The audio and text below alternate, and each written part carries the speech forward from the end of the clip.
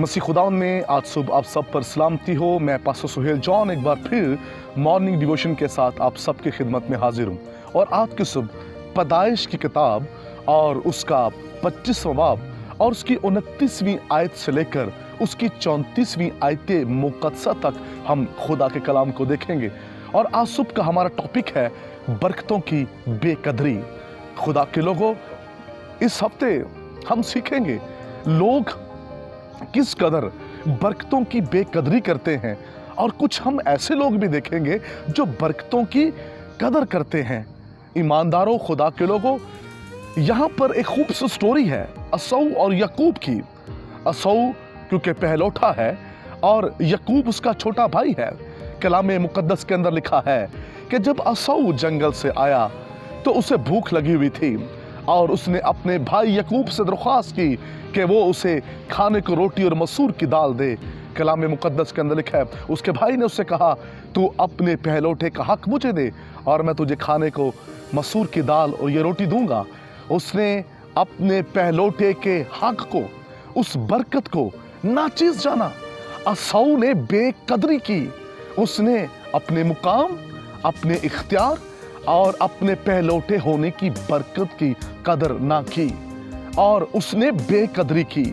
और उसने अपनी जिस्म की ज़रूरत के लिए, उसने अपनी नीड्स के लिए अपनी बरकत को अपने भाई को बेच दिया। उसने बरकत की कदर ना की, उसने बरकत को नाचीज जाना। आज भी कुछ ऐसे असौ हैं जिनको खुदा ने इख्तियार दिया है, जिनको खुदा ने खिदमत दी है, जिनको खुदा ने बरकत दी है, और वो उन बरकतों की जो उनकी ज़िंदगी के अंदर हैं, वो उन बरकतों की बेकदरी करते हुए नज़र आ रहे हैं।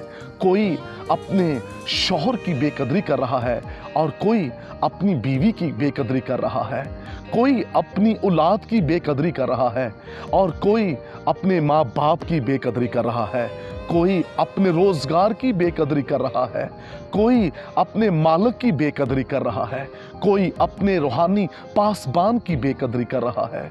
कई लोग हैं जो खुदा की हजूरी की बेकदरी करते हैं, जो खुदा के घर की बेकदरी करते हैं। खुदा के लोगों, हमें बेकदरे नहीं होना, बल्कि हमें कदर करने वाला बनना है। कलाम में मुक़द्दस के अंदर हम देखते हैं असौ ने बरकतों की बेकदरी की। कई ऐसे लोग हैं जिनको खुदा ने बरकतें दी हैं और वो उन बरकतों की बेकदरी कर रहे हैं। याद रखिए, बेकदरी करने वाला शख्स, उसके पास, याद रखिए, बरकतें नहीं रहती। बेकदरी करने वाला शख्स सिर्फ अपने पर अफसोस ही कर सकता है। और फिर इसे एहसास हुआ, फिर ये अपने बाप इसहाक के पास गया और कहने लगा, ऐ बाप, कोई एक बरकत भी नहीं है जो आप मुझे दे सके? फिर असौ एक बरकत के लिए तरस रहा है। पहले इसने बरकत की कदर नहीं की, अब ये एक बरकत के लिए तरस रहा है। कभी कभार हम भी ऐसा कर रहे होते हैं। जब हमारे पास बहुत कुछ होता है, हमें कदर नहीं होती, और जब वो चीज़ें हमारी ज़िंदगी में से चली जाती हैं तो फिर सिवाय रोने के हमारे पास कुछ नहीं रहता। और फिर हम चलाते हैं, फिर हम कहते हैं कोई एक बरकत मिल जाए, कोई एक सहारा मिल जाए, कोई एक राह मिल जाए। हम उस वक्त पछता रहे होते हैं जब ये सारी चीज़ें हमसे दूर चली जाती हैं। खुदा के लोगों, हमें अपनी ज़िंदगी में कदर करने वाला बनना है। असौ बेकदरी के बाइस अपना मुकाम, अपना इख्तियार, अपनी बरकत को खो बैठा सिर्फ रोटी के लिए।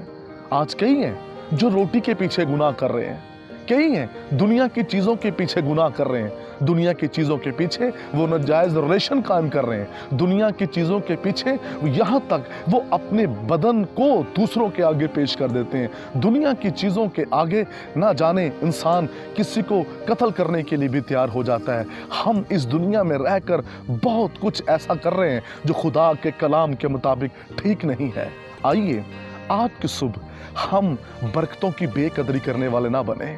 असौ पछताया, रोया, चलाया जब इससे बरकत छिन गई। बरकत इसने अपनी बेवकूफ़ी और अपने जिस्म की ज़रूरत के पीछे इसने खोई। آئیے ہم برکتوں کو کھونے والے نہیں بلکہ برکتوں کو سمیٹنے والے بن جائیں۔ خدا اس کلام کے وسیلہ سے آپ کو برکت دے۔ مہربان آسمانی باپ، میری دعا ہے جتنے لوگ کلام سن رہے ہیں یہ برکتوں کی قدر کریں اور جلال آپ کے نام کو ملے، یسوع نام میں، آمین۔